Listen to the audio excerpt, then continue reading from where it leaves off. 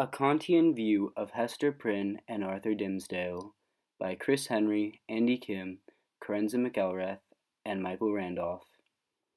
What constitutes morality?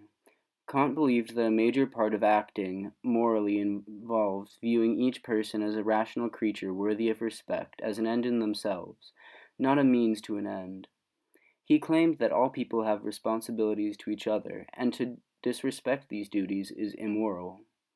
He also argued that what makes an action moral is the intent behind it.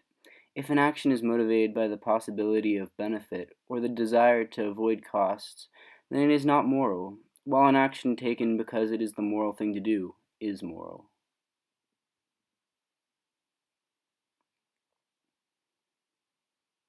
Is morality subject to change within a person?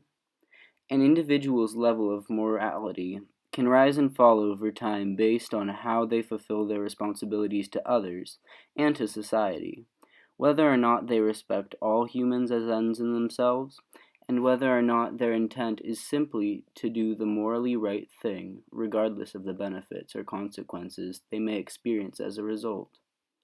A person's morals can only change as long as society gives them enough freedom to change.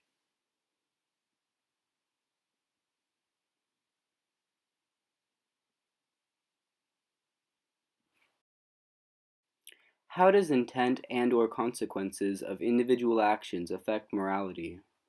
Kant believed that intent was everything in determining moral worth. If an action is not taken purely because it was the right morally thing to do, or if it was affected by any personal bias, it cannot be considered moral, regardless of whether or not it actually is the right thing to do.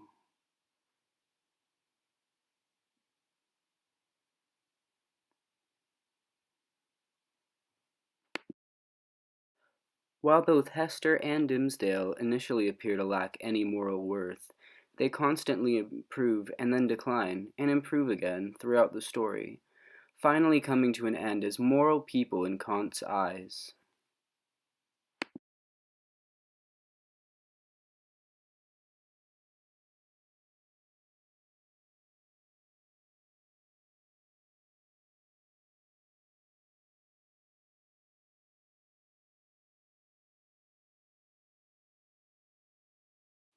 What a score means.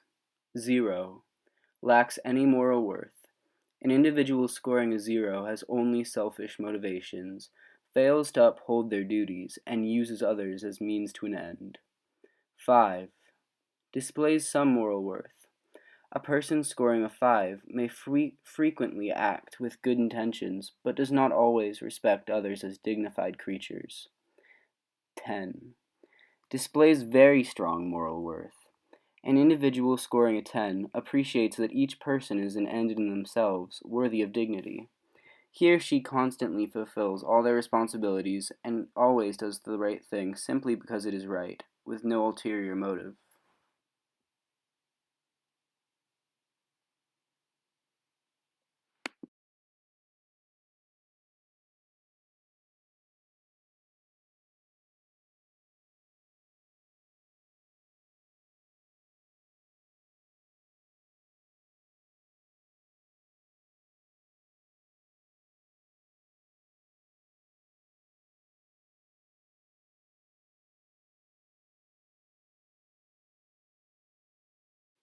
Plot points of importance for both Hester and Dimmesdale are in chapters 1 through 3, chapter 8, interactions in the forest in chapters 16 and 19, and chapter 23.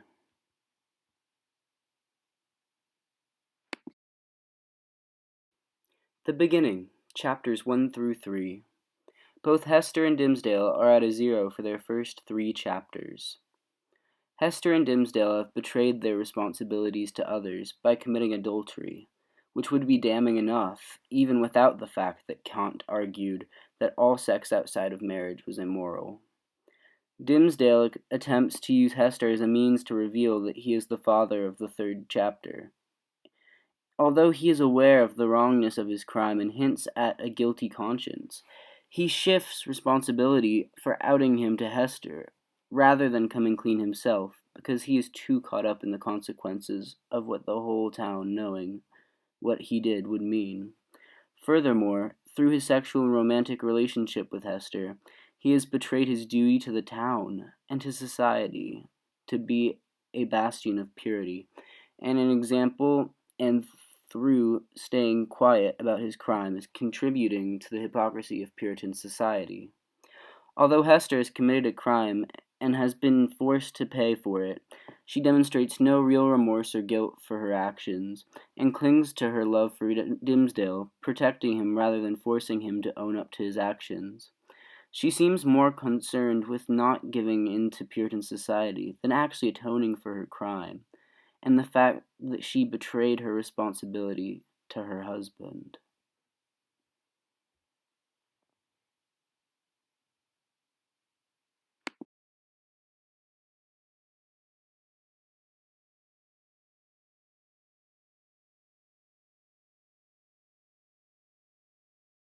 Chapter 8. We begin to see both Dimmesdale and Hester take responsibility and respect their relationships to Pearl as her parents. Dimmesdale, in response to Hester arguing for the retention of Pearl, says, "This child of its father's guilt and its mother's shame hath come from the hand of God, to work in its many ways upon her heart, who pleads so earnestly and with such bitterness of spirit the right to keep her."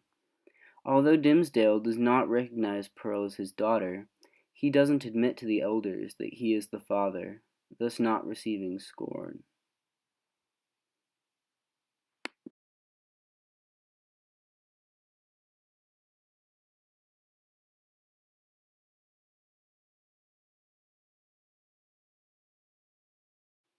Interactions in the Forest between Hester and Dimmesdale, chapters 16 through 19. During these chapters, both Hester Prynne and Dimmesdale declare that they are going to run away together to escape their sin, or more accurately, to escape the repercussions of their sin. These chapters mark Hester and Dimmesdale's lowest point when it comes to their moral worth since the novel's early chapters, as they reject their responsibilities and begin to act purely based on their selfish emotional desires and feelings for each other instead. Furthermore, in chapter 19, we are once again privy to the emotional disconnect between Hester and Dimmesdale and Pearl, as Pearl's parents think of her only in terms of what happiness she can bring them, rather than acknowledging her as an autonomous person.